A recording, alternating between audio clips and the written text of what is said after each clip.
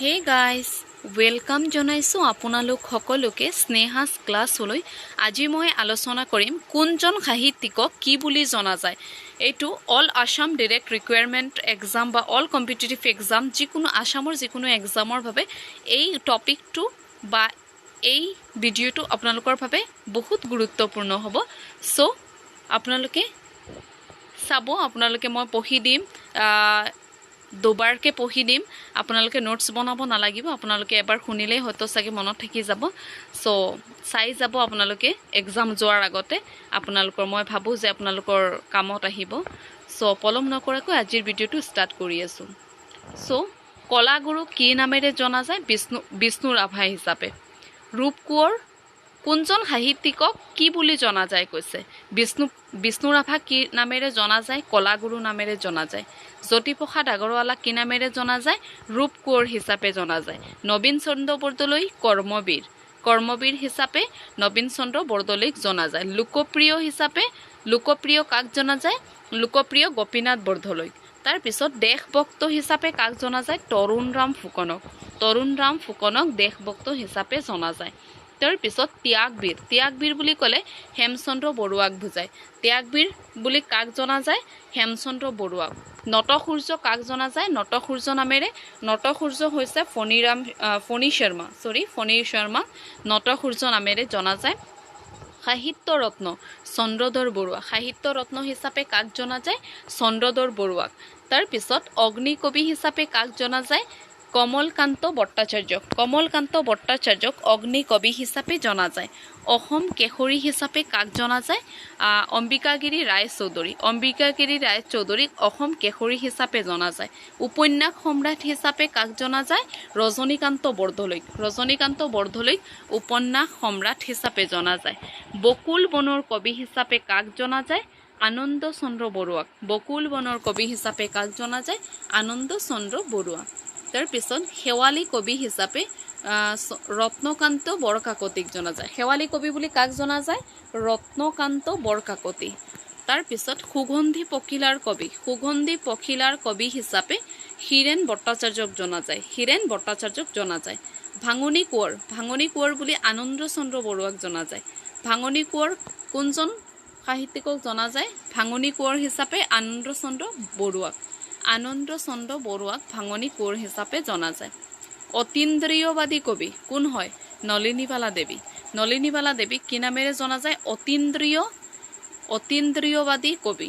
তাৰপিছত কবিতা কোঁৱৰ হিচাপে ঈশ্বৰ চেতিয়া ফুকনক জনা যায়। তাৰপিছত গীতি কবি হিচাপে পাৰ্বতী প্ৰসাদ বৰুৱাক।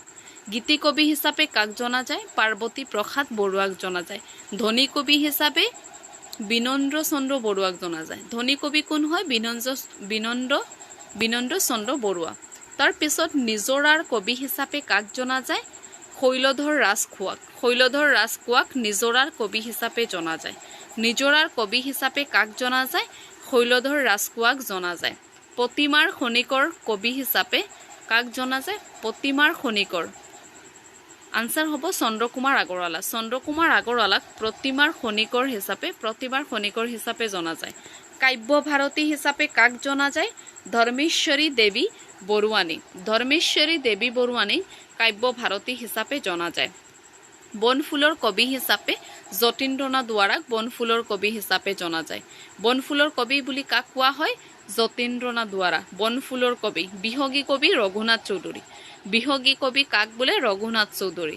তাৰপিছত জ্ঞান মালিনীৰ কবি মফিজুদ্দিন আহমদ হাজৰিকা।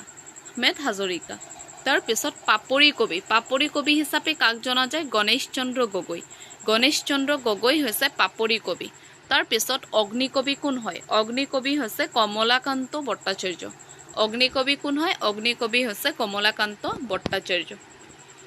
তাৰপিছত ইয়াৰে নেক্সট প্ৰশ্নটো হৈছে অভিনয়াচাৰ্য হৈছে ব্ৰজনাথ শৰ্মাক অভিনয়াচাৰ্য হিচাপে জনা যায়।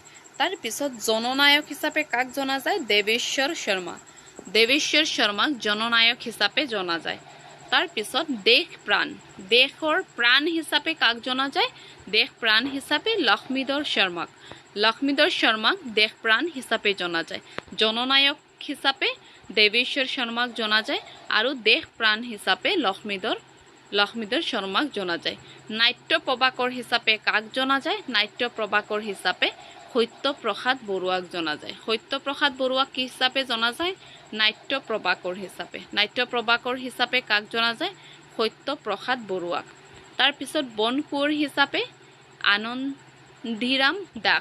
আনন্দিৰাম দাসক বন কোঁৱৰ হিচাপে জনা যায় বিদ্ৰোহী কবি হিচাপে কাক জনা যায় বিদ্ৰোহী কবি হিচাপে প্ৰসন্নলাল চৌধুৰীক জনা যায় প্ৰসন্নলাল চৌধুৰীক কি হিচাপে জনা যায় বিদ্ৰোহী কবি হিচাপে জনা যায় তাৰ পিছত বীৰবালা হিচাপে কাক জনা যায় কনকলতা বৰুৱাক বীৰবালা হিচাপে জনা যায় ৰসৰাজ আৰু সাহিত্যৰতী হিচাপে কাক জনা যায় লক্ষ্মীনাথ বেজবৰুৱাক জনা যায় লোহিত কোঁৱৰ হিচাপে কাক জনা যায় ৰুদ্ৰ বৰুৱাক জনা যায় তাৰ পিছত লোকনায়ক হিচাপে কাক জনা যায় অমিয় কুমাৰ দাসক লোকনায়ক হিচাপে জনা যায় আৰু লোকপ্ৰাণ হিচাপে কাক জনা যায় লোকপ্ৰাণ হিচাপে মতিৰাম বৰাক জনা যায় লোকপ্ৰাণ হিচাপে মতিৰাম বৰাক জনা যায় সো আজিৰ ভিডিঅ'টো মই ইমানতে ষ্টপ কৰিছোঁ আশা কৰিছোঁ আপোনালোকে মোক মৰম আৰু আশীৰ্বাদ কৰিব যাতে মই আগন্তুক দিনবোৰত আৰু ভাল ভিডিঅ' দি থাকিব পাৰোঁ সো যদি এই ভিডিঅ'টো ভাল লাগে প্লিজ মোক কমেণ্ট কৰি জনাব আৰু যদি ভিডিঅ'টো ভাল লাগে প্লিজ সকলোলৈ শ্বেয়াৰ কৰিব আৰু চেনেলটো ছাবস্ক্ৰাইব কৰিবলৈ নাপাহৰিব কাষতে থকা বেল আইকনটো প্ৰেছ কৰি অল নটিফিকেশ্যনটো ক্লিক কৰি থব যাতে মই দিয়া ইম্পৰ্টেণ্ট ভিডিঅ'বিলাক আপোনালোকে সহজতে লাভ কৰিব পাৰে সো আজিলৈ ইমানেই বাই বাই